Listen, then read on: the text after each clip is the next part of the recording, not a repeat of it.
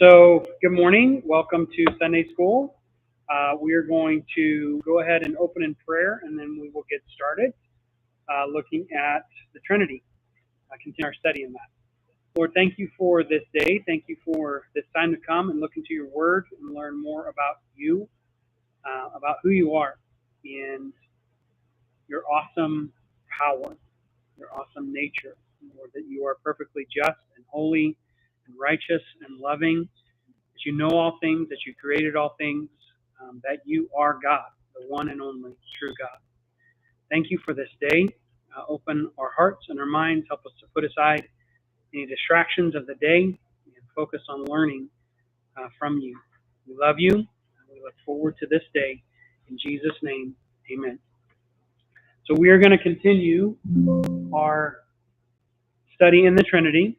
We're in the second person of the Trinity, God the Son. And last week we looked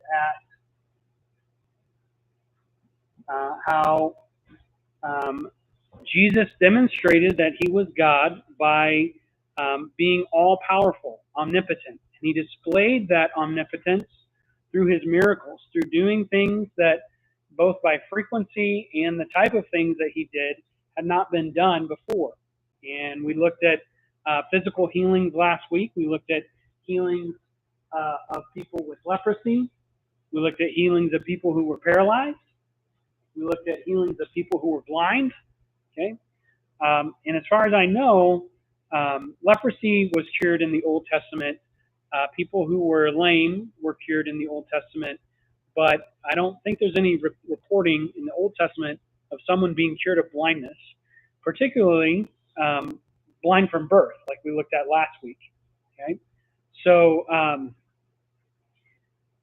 we're going to continue with that, looking at how he physically healed people, and we're going to look at healings of either fever or illness.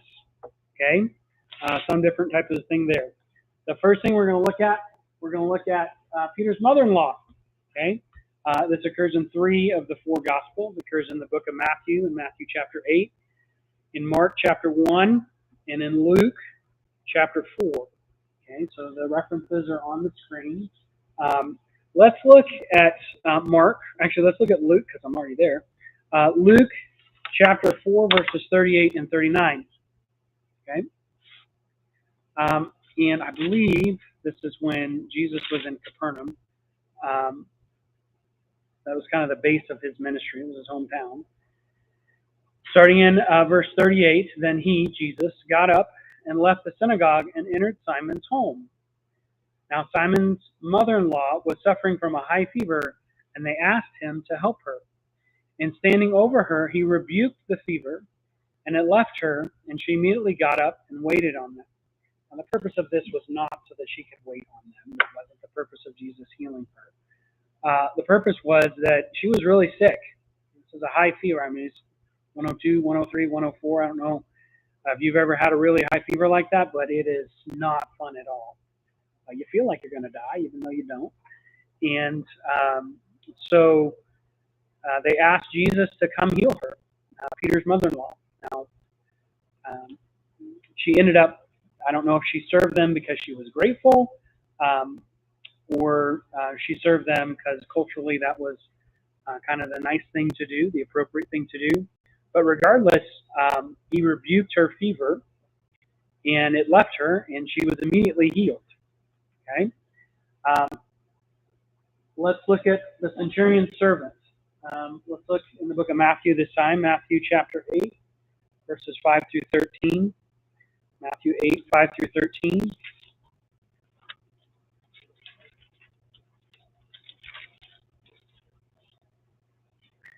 And this is an interesting one because this is a healing from a distance. Jesus didn't physically interact with this person whom he healed.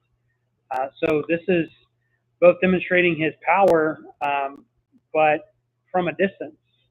Up until this, all the other things that we've looked at so far, Jesus was physically involved with that person. This one, he's not. Okay. Matthew chapter 8, starting in verse 5. When Jesus entered Capernaum, a centurion came to him, imploring him. Centurion was a leader of Roman soldiers. He was a Roman soldier He was a leader over 100 men. And so the centurion, who doesn't say he's Jewish, probably Roman, comes to Jesus, imploring him and saying, Lord, my servant is lying paralyzed at home, fearfully tormented. Now, this isn't like he's not paralyzed like he's a paralytic. He's like sick in bed, basically. Okay. Jesus said to him, I will come and heal him. So it's like, hey, I'll go to your house. No problem. I'll come heal him. But the centurion said, Lord, I'm not worthy for you to come under my roof, but just say the word and my servant will be healed. For I also am a man under authority, with soldiers under me, and I say to this one, go, and he goes, and to another, come, and he comes, and to this slave, and to my slave, do this, and he does it. Now when Jesus heard this, he marveled and said to those who were following, truly I say to you, I have not found such great faith with anyone in Israel. Now this was a powerful statement because he had been interacting regularly with Jewish leaders and authorities up until this point, but he commends this Gentile Roman centurion for his faith, that Jesus didn't need to come to his house, that Jesus could just say the word and he would make it happen. Okay? I say to you that many will come from the east and the west and recline at the table with Abraham, Isaac, and Jacob in the kingdom of heaven. But the sons of the kingdom will be cast out into outer darkness, in that place where there's weeping, where there will be weeping and gnashing of teeth. So he's kind of making an aside point here because I'm sure there were some Pharisees in the crowd. He was getting a little dig in at them, saying, look, this guy's got greater faith than you do. You won't even, I perform these miracles in front of you, you won't even believe that I am who I say that I am. This guy doesn't even need me to come to his house to heal his servant. Continuing in verse 13, and Jesus said to the centurion, go, it shall be done for you as you have believed. And the servant was healed that very moment. Okay? That very moment. So, man, what an awesome recording we have from Matthew of Jesus healing from a distance, proving his power, proving he is who he said he was. But then also the faith of the centurion, the faith displayed by this Gentile Roman commander, that Jesus could do for him what he needed him to do, which was heal his servant. Okay? Let's look at healing of the woman with the bleeding. Okay? Since we're in Matthew, let's just turn back Matthew chapter 9. Just another couple chapters over. Okay? Now, this is an interesting one because we're going to look at this one. This is kind of a double healing. This is a double miracle situation in this occurrence. Okay, because he's going to actually raise a synagogue official's daughter. Okay, Matthew chapter 9, starting in verse 18. While he was saying these things to them, a synagogue official came and bowed down before him and said, my daughter has just died, but come and lay your hand on her and she will live. Again, displaying great faith that Jesus could raise his daughter from the dead. Okay? Jesus got up and began to follow him, and so did his disciples. And a woman who had been suffering from a hemorrhage for 12 years came up behind him. Now, she didn't have great faith, but I'm sure there was great shame. She did have faith because she displays faith in this, but you can tell the societal shame that she had because of her condition. And she was basically an outcast from society, similar to a leper. She couldn't, because of this condition, she couldn't go to the temple and have temple sacrifices. That was part of the Old Testament law. But she does display great faith, just not out in front. Okay, you can tell that this particular disease had worn on her. And a woman who had been suffering from a hemorrhage for 12 years came up behind him and touched the fringe of his cloak, just touched a piece of his clothing. For she was saying to herself, if I only touch his garment, I will get well. So there's the faith. But Jesus, turning and seeing her, said, daughter, take courage. Your faith has made you well. At once the woman was made well. Now, if you want to look at the other places Um, Mark goes into a little more detail, so Luke actually goes into a little more detail about this. You can read all three versions and kind of compare them. But again, this was something that it talked about how she had gone to physicians and nobody could heal her of this particular hemorrhage, this bleeding that couldn't be stopped. Okay, and so, but she believed Jesus could heal her. Literally, if I only touch the cloak of the garment. I can't remember if it's in Mark or if it's in Luke, but Jesus said he felt power flowing out of him, right? And he turns around to the crowd, and I'm sure there's a bunch of people around, and says, "Who touched me?" Like, and the disciples are like, "Do you see all these people? Everybody's touching you. What are you talking about?" He said, "No, I felt power go out from me," right? That's when the woman comes forward. Matthew's a little bit shorter version, but that's when the woman comes forward and kind of explains what happened. So he still says the same thing, "Daughter, take courage, your faith has made you well." Again, physical healing. This time, she didn't even ask for it.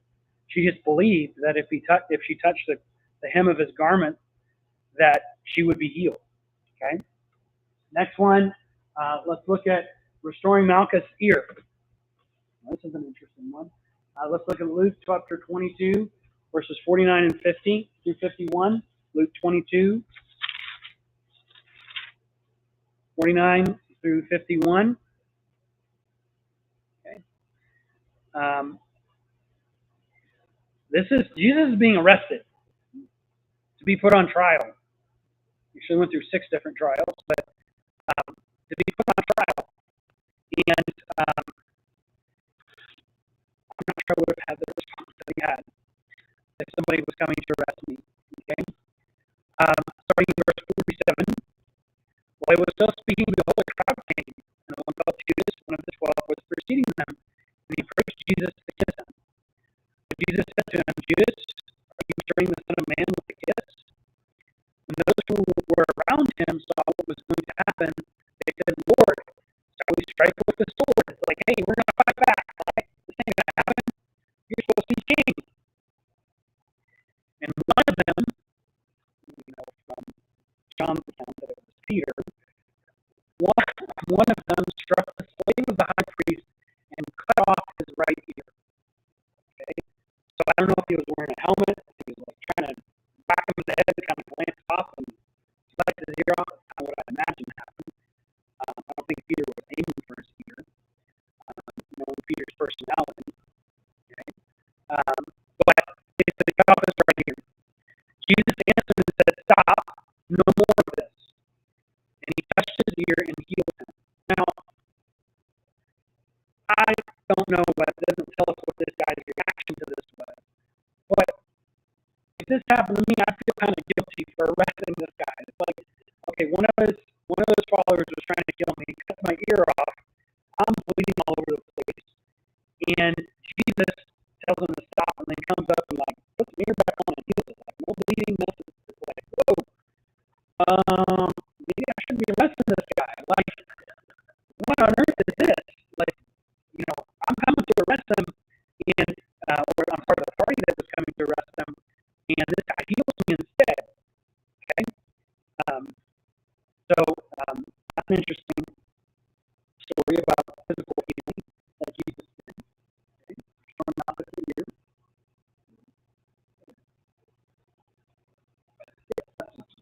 Next thing we're going to look at demons. Jesus casting out demons. Okay, this is, so if we think of the first one as physical healings. Okay, lame, blind. He also healed deaf mutes as well. Illness, fever, healing Malchus' ear, all of these different things. I want you to think about casting out demons as spiritual healing, because these people had a demon possessing them. Okay? And the first one we're going to look at is the Gadarene demoniac. Okay? Let's look in Luke. It's written in Luke. Gadarene actually had one of the longer passages. Luke chapter 8. 26 through 39, Luke 8, 26 through 39.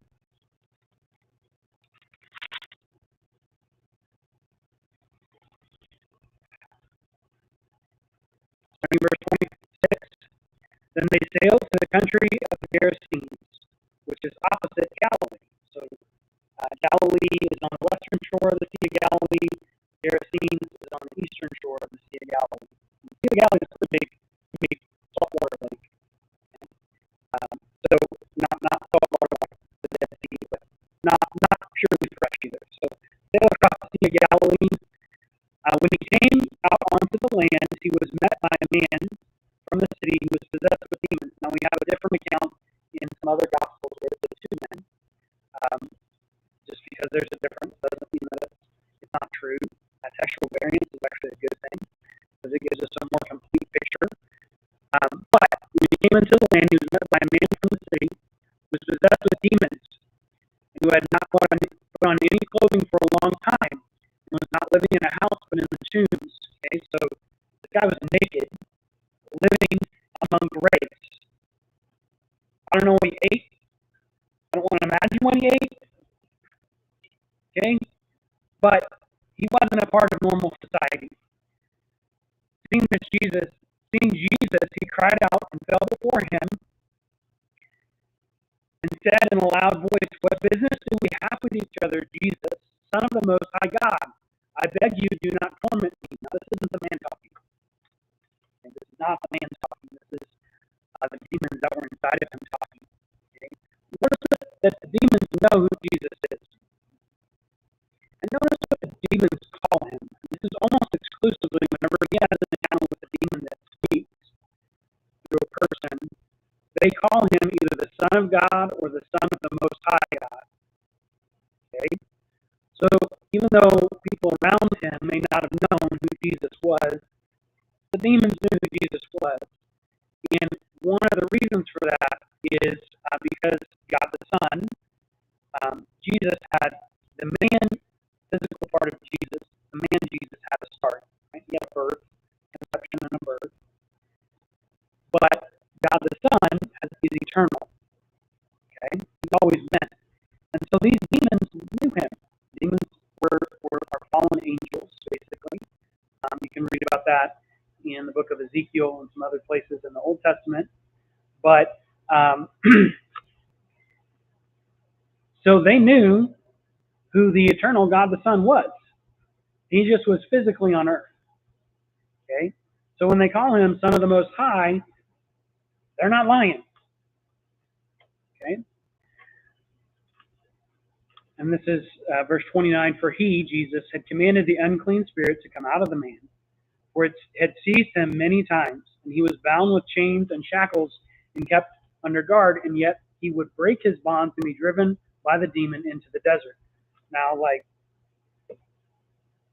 that's freaky. I'm sure the people who bound him several times, the inference here is it didn't happen just once. It happened over and over again. Breaking chains is not something that people normally do. Okay? So he had supernatural strength because of this demon possession. And Jesus asked him, "What is your name?" And he's not asking the man, he's asking the demon. Legion, for many demons had entered him. Now, a Roman legion was 3,000 to 6,000 men. I hope there wasn't 3,000 demons inside this dude, but there was more than one. So he was possessed by a lot of demons. Okay? They were imploring him not to command them to go away into the abyss. Now, you can read about that in some other parts. We're not going to get into that too much. But basically, that is the final resting place for Satan and the demons, the abyss. Okay. Now, there was a herd of many swine feeding there on the mountain. And the demons implored him to permit them to enter the swine. And he gave them permission.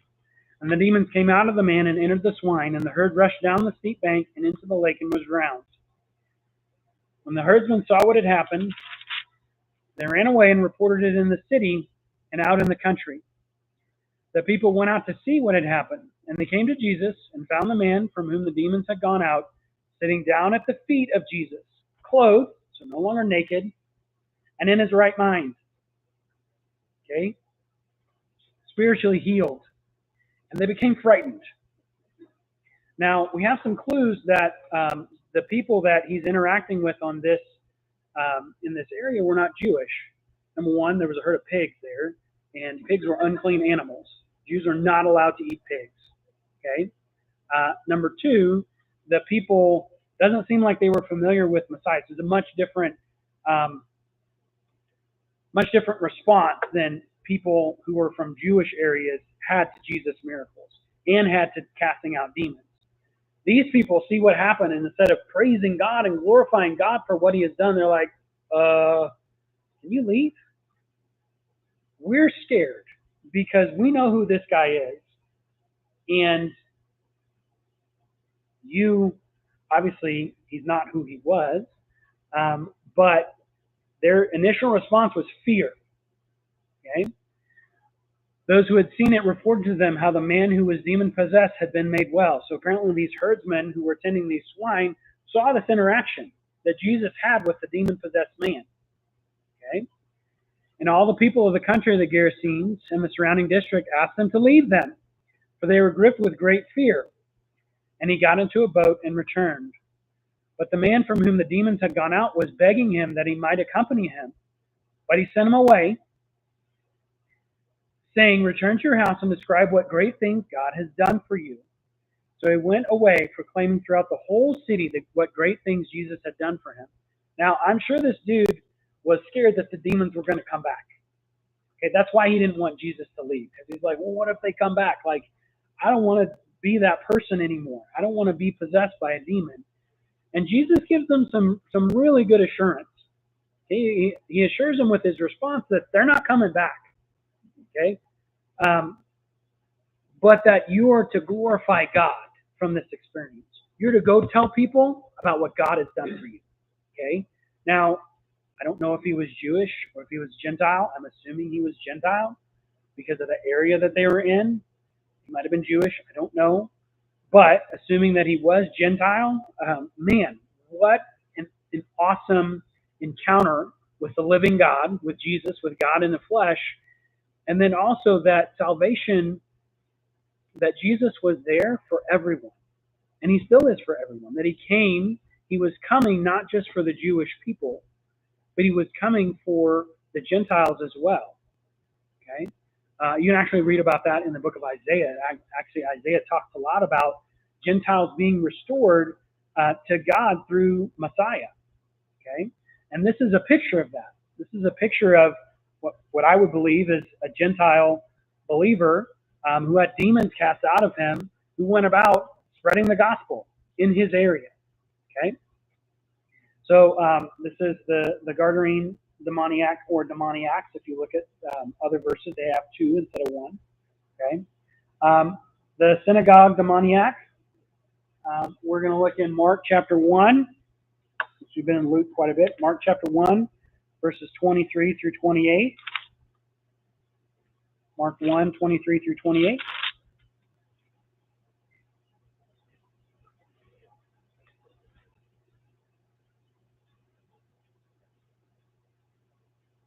Now, this is the first recorded miracle in the book of Mark. Now, it's not the first recorded miracle that Jesus did. That was actually turning water into wine at the wedding in Cana. But this is the first recorded miracle in the book of Mark. Okay? Mark chapter 1, verse starting in 21, we're going to start there. They went into Capernaum, and immediately on the Sabbath he entered the synagogue and began to teach. They were amazed at his teaching, for he was teaching them as one having authority and not as the scribes. Just then there was a man in their synagogue with an unclean spirit. He was demon-possessed in a synagogue.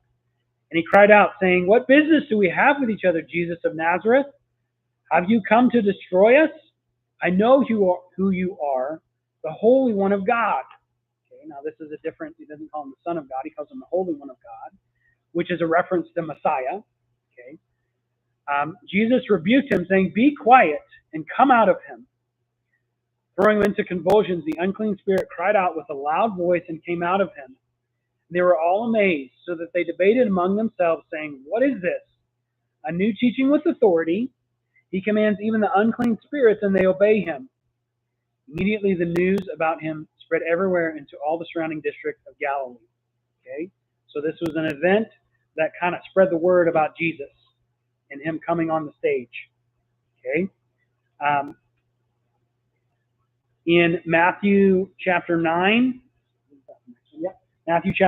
verses 32 and 33, he delivered a mute demoniac. So turn back into the Gospel of Matthew. Matthew 9, 32 and 33. As they were going out, a mute, demon-possessed man was brought to him. After the demon was cast out, the mute man spoke, and the crowds were amazed and were saying, nothing like this has ever been seen in Israel. But the Pharisees were saying, he cast out the demons by the ruler of the demons. Now, that was a separate issue, and Jesus goes into that, basically saying, a house divided against itself cannot stand. How can Satan cast out demons by the power of Satan? All those different things, like basically, you're attributing the works of God to the devil, which is the unpardonable sin. You're blaspheming. Okay, but the fact remains, this guy was demon possessed and mute, couldn't talk. Okay, and Jesus cast out the demon, and all of a sudden he can talk.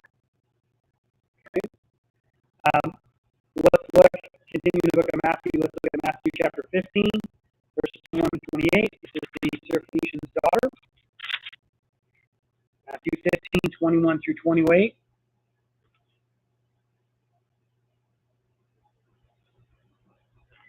Jesus went away from there and withdrew into the district of Tyre and Sidon. This is not Jewish territory. This is Gentile territory. And a Canaanite woman from that region came out and began to cry out, saying, have mercy on me, Lord, Son of David. My daughter is cruelly demon-possessed. But he did not answer her a word. And his disciples came and implored him, saying, send her away, because she keeps shouting at us. She didn't give up. She had perseverance.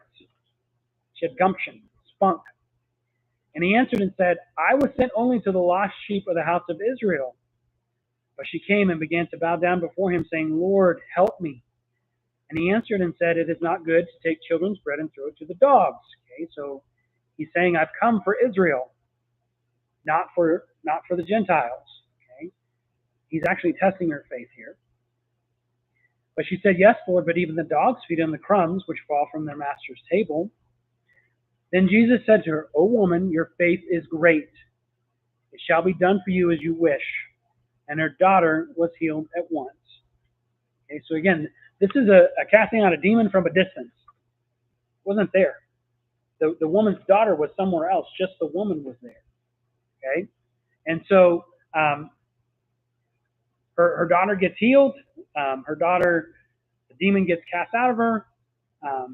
She's commended for her faith. Okay? Last one we're going to look at is a demon-possessed boy. Let's stay in the book of Matthew. Matthew chapter 17, since it's just a chapter over. Matthew chapter 17, starting in verse 14. When they came to the crowd, a man came up to Jesus, falling on his knees before him, saying, Lord, have mercy on my son, for he is a lunatic and is very ill, and he often falls into the fire and often into the water.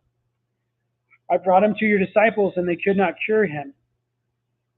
Okay, so this guy had a demon.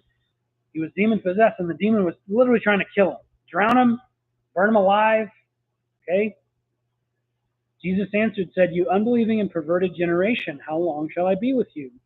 How long shall I put up with you? Bring him here to me. And Jesus rebuked him, and the demon came out of him, and the boy was cured at once. Okay? So this goes on later. The disciples ask him, why couldn't we drive it out?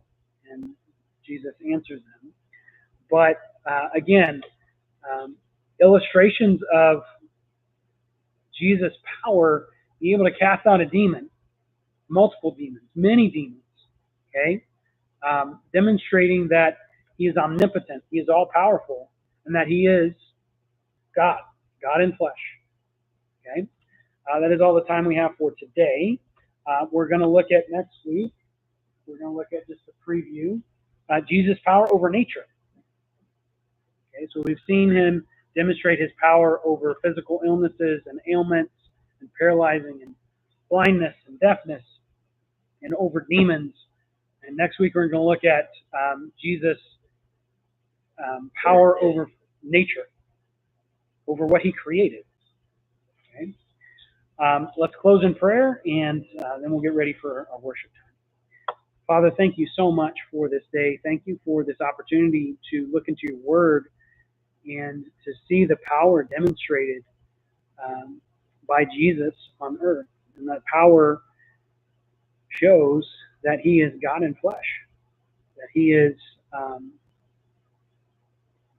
who he said he is, that he's your son, and he's also the second person of the Trinity. Thank you for this day. Thank you for this opportunity to learn from your word. Pray that you would be with our worship service, that our worship would be pleasing to you, that we would lift one another up and encourage one another, that we would sharpen one another. And Father, that you would continue to teach us. Be with Phil in the message that he has for us today, and the message that you have for us today through him. And Lord, that we would again be willing hearers and willful doers of your will. We love you. We pray this in Jesus' name. Amen.